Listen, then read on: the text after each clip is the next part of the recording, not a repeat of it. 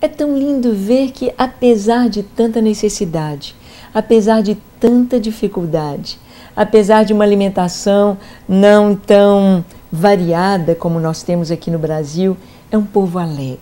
É um povo que dança, que canta, que adora. É um povo que nós podemos ver, não é, Suzy? Como que eu imagino assim que os anjos param, que os céus param para contemplar a adoração dos congoleses. Com instrumentos tão simples, instrumentos feitos assim artesanalmente, né? Latinhas com furinhos, com pedrinhas, são seus chocalhos, mas a música está ali no seu corpo, a alegria está no seu rosto. E nós vimos como que às vezes eles passam um dia sem comer e não sentem, não é? Pois é. Parece que não sentem, né? Claro, parece. Realmente, lá no Congo, eles são muito alegres. A gente vê que o povo de Deus é um povo diferente.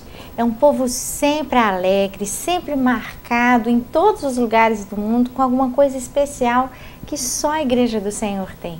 E é tão lindo ver que o Espírito de Deus se manifesta na igreja, aqui no Brasil e em qualquer lugar do mundo que a gente vai, de maneiras similares. Verdade. Eu lembro de uma experiência tão interessante que foi quando nós visitamos aquela tribo, que era mais ou menos uns 60 quilômetros para dentro da mata lá em Calemi. O pastor Kitia nos levou e era uma tribo simples, né? As pessoas vivendo em condições bem precárias, mas até agradáveis, né? Sim. Mas a gente via aquela horta, aquele tanto de cabrito passeando livremente.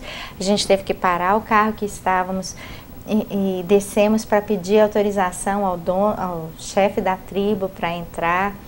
E nós tivemos que entrar lá, nos apresentar, e ele deu autorização.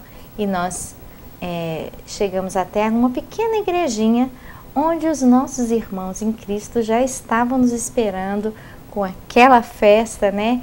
Eles cheios de alegria, de amor, cheios de Deus, já estavam orando como Gideões. Foi lindo ver uma faixa, né? Bem-vindos, escreveram em inglês e português. Bem-vindos, Gideões da oração. E foi lindo.